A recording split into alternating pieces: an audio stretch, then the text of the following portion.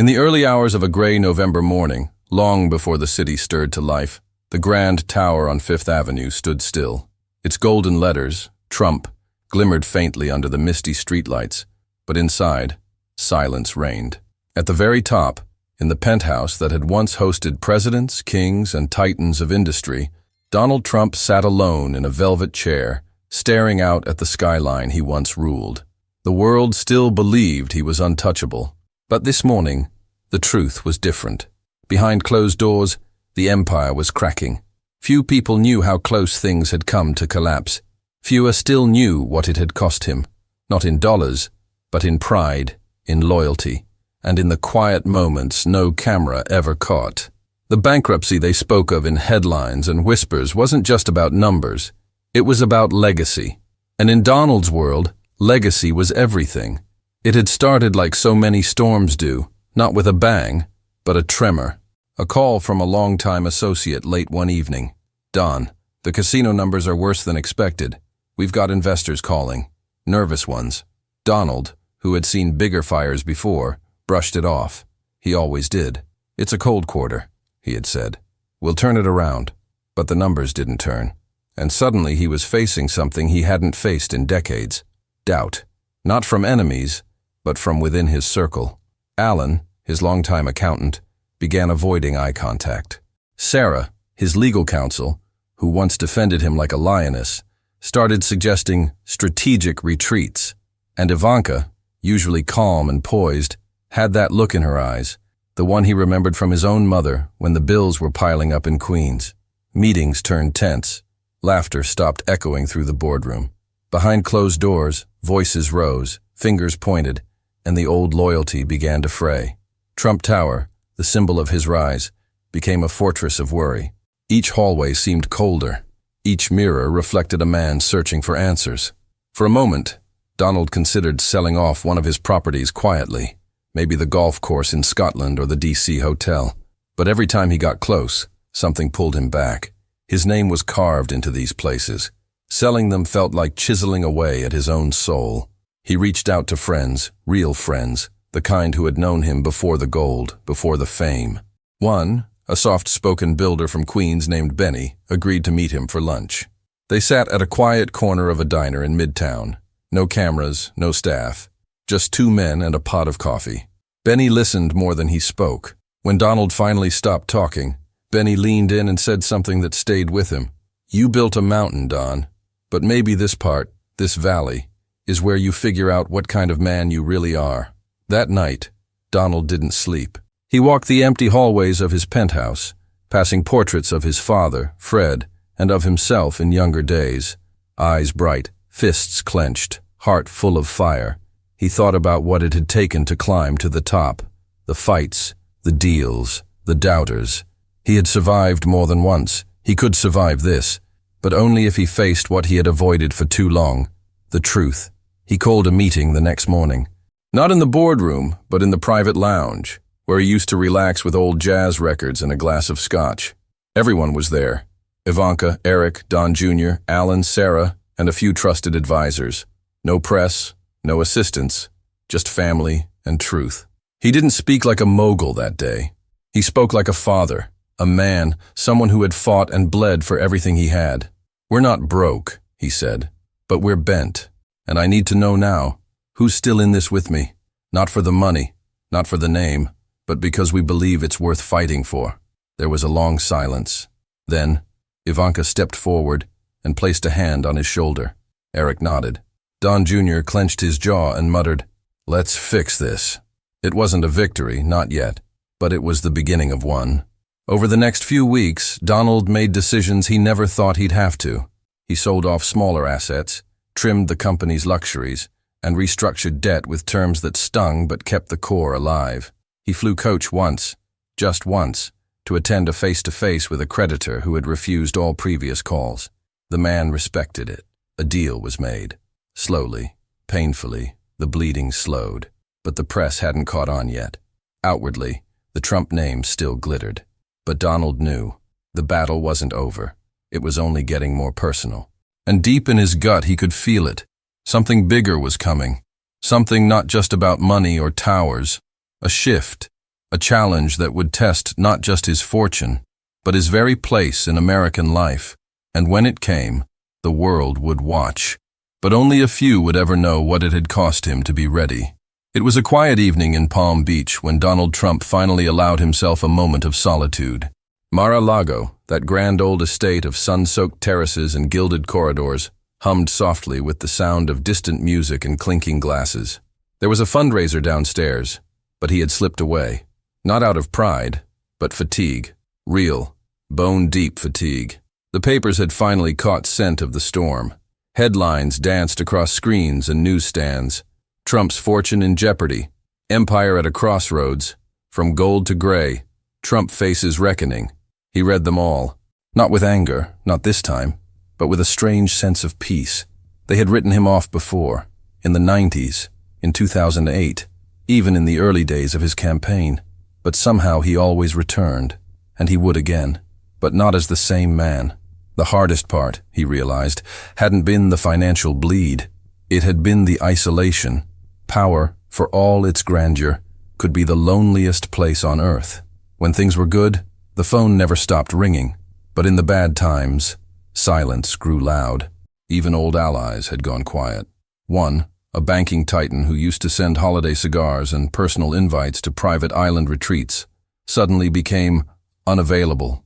Another, a foreign diplomat he once helped discreetly, acted like they'd never met. Donald didn't blame them. Not really. The world moved fast. Loyalty faded. And yet, he still remembered every favor, every deal, every handshake that now seemed to dissolve like smoke. One night, unable to sleep, he wandered to the old ballroom, dark and empty. He stood in the center, beneath the great chandelier he had personally chosen years ago, and whispered to the echoing silence, "Am I still the man my father believed in?" The room didn't answer, but the question lingered. That was when Melania found him. She didn't say much, just walked over, took his hand, and looked up at him with the same quiet strength she had always carried. "We are still here," she said. "That means something." Then she turned and walked back upstairs. That moment became an anchor. In the days that followed, Donald began revisiting his earliest instincts. He met with small business owners, not the glossy boardroom types, but real entrepreneurs, the kind who still wore dust on their sleeves and carried worry in their eyes. He asked them how they survived downturns. He listened more than he spoke. One, a diner owner from New Jersey, said something that struck him deeply. "It ain't about what you lose, Mr. Trump. It's about what you protect while you're losing it." That phrase became his guiding star. He started writing again. Not speeches, not press responses, but private letters to himself. Longhand, late at night. In them, he wrestled with everything. The fear of failure, the weight of legacy, the love for his children, the complicated relationship with his name. He wrote things he had never said aloud, things he wasn't even sure he understood yet. And in those pages, a new resolve began to form. He called Ivanka one morning and asked her to fly to Florida. They sat on the veranda, just the two of them, with coffee and an old photo album between them. They flipped through pages, images of his father in Queens, his first real estate signing, their early Christmases in Trump Tower. At one point, Donald tapped a picture of a young Ivanka hugging him tightly. "I didn't always get it right," he said, voice low, "but I never stopped trying." Ivanka didn't speak. She didn't need to. Her hand reached for his, and in that small gesture, something old and frayed began to mend. In the background, the business team was restructuring furiously. Lawyers and accountants worked through nights, finding legal paths few had dared to take. Deals were renegotiated. Some partners came back. A few, surprisingly, never left at all.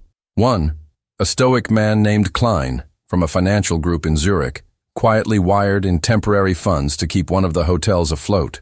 When asked why, he simply said, "You didn't walk away when I needed a second chance." And so, the foundation began to steady. But the real shift happened when Donald did something few expected. He started telling the truth, not the polished campaign-style truth, the real one. In private interviews, in staff meetings, even in a letter to shareholders, he admitted the toll. He spoke of miscalculations, of misplaced trust, and of the brutal honesty that comes when the numbers stop being forgiving. This vulnerability, unexpected as it was, began drawing people back in. Not everyone, but the ones who mattered. His daughter Tiffany, who had kept some distance, flew in from the West Coast and surprised him during a business lunch. She hugged him fiercely and whispered, "You're still the strongest man I know." Don Jr., always fiery, started spending more time not just at meetings, but at home, checking in, staying late, rebuilding not just the brand, but the bond. And yet, amidst all this, a storm was brewing, not in the business world, but in Washington. There were whispers, calls from influential voices, a potential run, a return not just to solvency, but to the spotlight, to power, to history. He laughed the first time someone brought it up. "After all this," he said, "you think the country wants more Trump?" The man had nodded. Not the same Trump, the one who survived all this. That night, Donald stood on the beach, wind tugging at his coat, eyes on the dark horizon. Somewhere out there was the next chapter, and deep inside, something stirred. Not ambition, not yet, but readiness. Because the bankruptcy hadn't broken him, it had revealed him. And the world, whether it knew it or not, was about to meet a very different Donald Trump. The wind had a different tone that morning in early spring, brushing gently against the freshly cut hedges of Mar-a-Lago. Donald Trump stood on the balcony, phone in hand, a half-finished coffee growing cold beside him. He had just ended a call with a trusted advisor, one of the few left from his earliest campaign days. The conversation had not been about business this time, but something deeper: legacy, timing, and the quiet drumbeat of opportunity. It wasn't that he had decided to return to politics, not yet, but the idea had taken root, not out of ego, as so many like to assume, but out of something far more surprising: necessity. The bankruptcy ordeal had stripped away much of the bluster.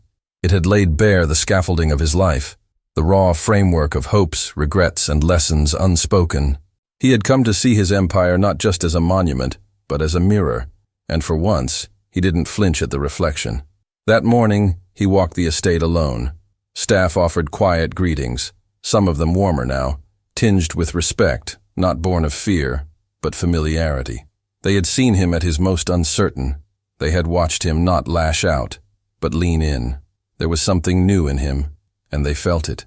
Later that day, he gathered his children for a private lunch. It was in the palm room, where sunlight filtered through grand windows and touched everything with gold. No press, no donors, no campaign aides, just family, and the weight of a question that had lingered long enough.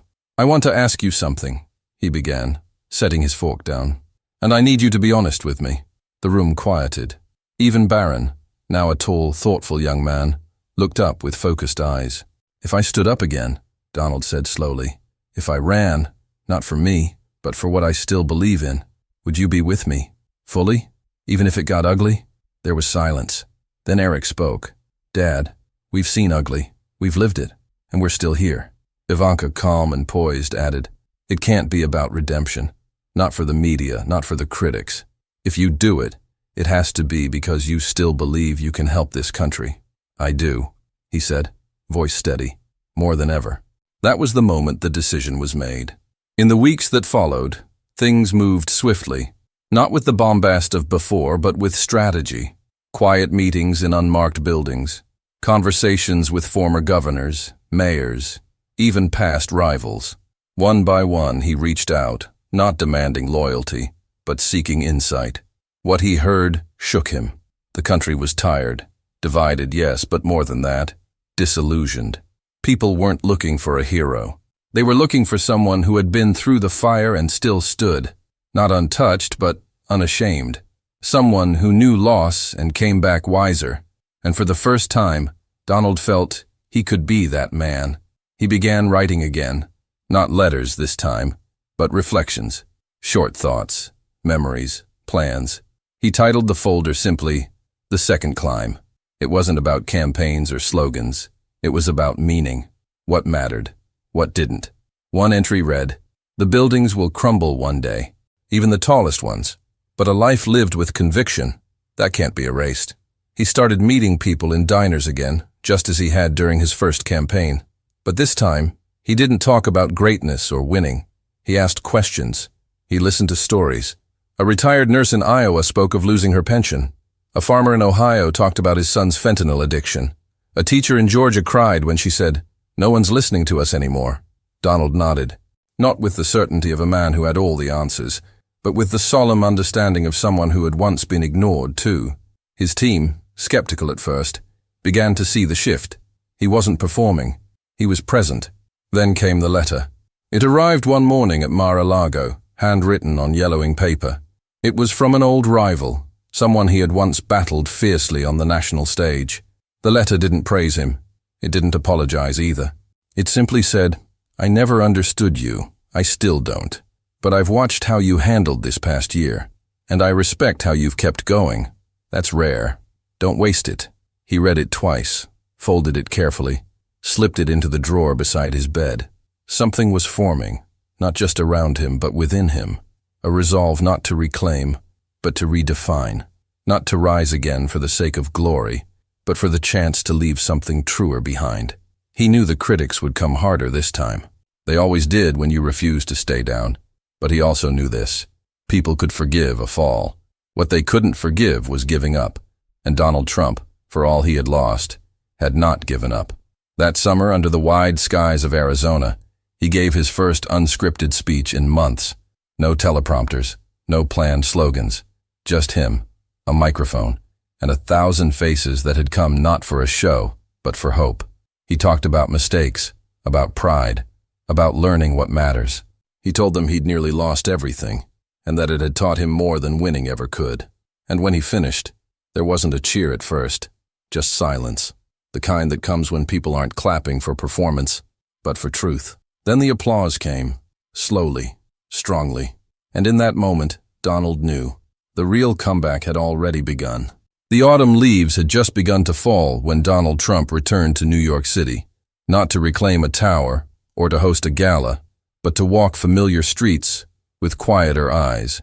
This time, there were no cameras trailing his every step, no speeches awaiting delivery, just memories, wrapped in concrete and steel. He visited the old neighborhood in Queens, unannounced, with only one aide and no fanfare. The streets were narrower than he remembered, the houses smaller, but they held something sacred, beginnings. It was here that his father had taught him about grit, about watching every dime, about how to hold your ground when the world tried to push you off it. As he stood in front of the modest house where it all started, a neighbor stepped out onto the porch. She was older now, with silver hair tied back and a cane resting at her side. She squinted for a moment, then smiled. "Donnie Trump," she said, voice cracked with time. He laughed softly, walking up to the fence. "Haven't heard that in a while," she nodded. "You made quite a mess of things, and then cleaned them up. That's what I remember about you. Never left a mess behind for someone else." They talked for a few minutes, about the old neighborhood, about her late husband, about his father. Before leaving, he shook her hand and said, "You've got a better memory than most reporters." She grinned. "Well, I never trusted the papers. Back in Manhattan, the Trump organization was leaner, sharper. Many of the flashier elements had been scaled down, not because he had to, but because he wanted to. The people working there now were loyal not just to the brand, but to the man. They had stayed through the quiet season, the tough one, and now they shared a different kind of bond.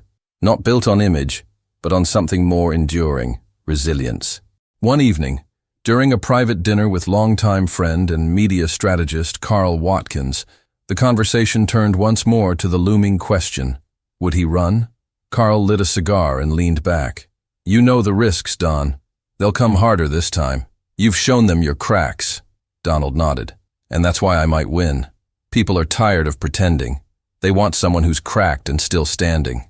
Carl watched him for a moment, then smiled, then let them see the scars. All of them. That night, Donald sat alone and wrote again. This time not to himself, but to the country. It wasn't an announcement. Not yet, but it was close. A letter. Handwritten, photographed, and shared quietly online. No big network push. Just his words. "We've all faced loss this year. Loss of trust, of direction, of belief. I've been humbled. I've been wrong. But I've also listened, and I've learned. If I stand again, it's not to conquer, but to contribute. And if you're willing to walk with me, then maybe, just maybe, we can rise again. Together." The response was unlike anything he had expected. Letters flooded in. Real ones, not emails. thousands of them, from veterans, farmers, retired teachers, young mothers, even former critics. Most didn't praise. They shared. Stories of bankruptcy, betrayal, second chances. Stories that mirrored his own in quiet, aching ways. He read them late at night, sometimes with Melania beside him, sometimes alone. One from a woman in Kentucky stood out. "My husband left when I was sick. I lost our house, my job, and my sense of worth. I thought it was over. Then I watched how you didn't give up. You made me believe I didn't have to either. Thank you." It was moments like that, not the rallies, not the applause, that stirred him. He began crafting a new message, one not about walls or wealth, but about rebuilding from within. He spoke less of enemies and more of endurance. The tone was quieter, the words simpler. He stopped using I so often and spoke more of we. His closest advisors noticed. "You're sounding more like a pastor than a candidate," one said with a smirk. "Maybe that's what the country needs," Donald replied. "Less show, more soul." When the official announcement finally came, it wasn't on a grand stage. It was in a town hall in Pennsylvania, surrounded by working families, factory workers, and small business owners. He stood in a modest suit, no red tie, no fireworks, just a microphone and his voice. He began with a story, not his, but one from a letter he'd received. Then he spoke of failure, not as something shameful, but as the place where true strength is forged. "I've fallen," he said, "and I know what it means to get back up slower than before, but I also know what it means to rise with better eyes, with a heart that listens more." There were tears in the crowd, not of sadness, but of recognition, because they weren't just listening to Donald Trump, they were hearing echoes of their own struggles. And in that shared understanding, something rare happened: unity, not the kind born of slogans, but of survival. That night, the press scrambled. Analysts rushed to interpret the tone, the shift, the meaning. But the people, those who had endured their own bankruptcies of spirit and circumstance, they already understood. The comeback wasn't about the White House. It wasn't about towers or titles. It was about the quiet, sacred act of beginning again, of showing up when the world says you should stay down. And as Donald Trump looked out at that modest, tearful crowd, he felt it fully for the first time. He wasn't just running, he was returning. Winter had settled gently over Washington, its familiar chill weaving through marble columns and iron gates. Snow flurried in lazy spirals, dusting the city with a calm that belied the quiet tension just beneath its surface. The Capitol was holding its breath, and somewhere deep within that silence, the sound of a comeback whispered louder than any campaign slogan ever could. Donald Trump stood once more at the steps of power, not with the roar of crowds or the fire of outrage, but with the steady resolve of a man who had climbed out of a different kind of darkness. His campaign, leaner and more focused, had taken root not in glitzy arenas, but in town halls, community centers, and living rooms. It had become a movement of reflection as much as of ambition, a journey not of domination, but of redemption. The media still tried to frame it the old way. They spoke of strategy, of demographics, of battleground states and fundraising numbers. But those close to him knew the truth. This wasn't about reclaiming the past. It was about showing that scars, when carried with grace, could become something sacred. In the final weeks before the election, he traveled to places he had never visited during his earlier campaigns. Small towns in the Appalachian Hills, rural communities in the Midwest, fishing villages along the New England coast. He didn't bring fireworks. He brought stories. One night in Michigan, in a drafty gymnasium filled with folding chairs and flickering space heaters, he told the story of his bankruptcy, not just the financial one, but the personal unraveling that followed. He spoke of walking the halls of Trump Tower at night, feeling like a stranger in his own creation, of the letter from the nurse in Kentucky, of the quiet morning in Queens where an old neighbor reminded him who he used to be. There were no chants, no booming music, just stillness. And then an old man in the back rose to his feet. He wore a veteran's cap and had tears in his eyes. "We all fall, sir," he said, "but not many stand back up and say they were wrong. That's the only kind of leader I trust anymore." Donald didn't respond. He just nodded. And in that moment, more was said than any speech could hold. Election night arrived not with a storm, but with a whisper. Pundits were cautious. Polls were close. And the people, weary from years of division, were harder to read than ever.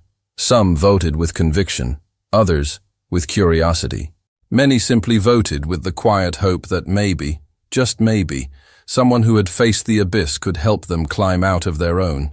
As results began to trickle in, it became clear that something unexpected was happening. States that had once slipped away began turning, not because of rallies, but because of letters, conversations, word of mouth.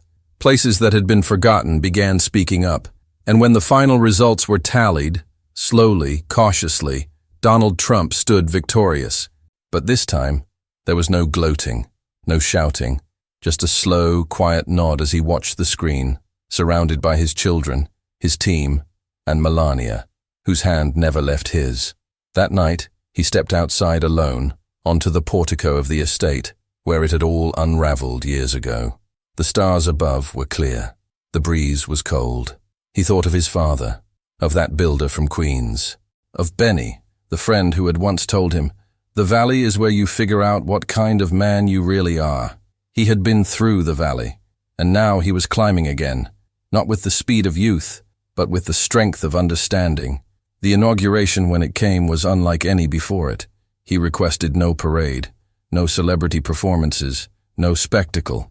Instead, he asked for a moment of silence, a full minute, where the entire nation, watching from living rooms, school auditoriums, hospital break rooms, could simply stop and breathe. And they did.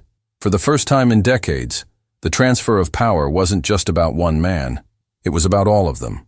The millions who had faced their own bankruptcies, of spirit, of fortune, of trust, and who now saw themselves not in a billionaire or a politician, but in someone who had fallen and still found the courage to stand again. In his address, Donald Trump did not speak of enemies. He spoke of wounds. He did not make promises. He made an invitation. "To those who disagree with me," he said, "I understand now, more than ever, how easy it is to forget what others carry in silence. Let this be a term not of triumph, but of tending. We have all lost something. Now let's begin to rebuild, together." And in that solemn tone, the second climb began.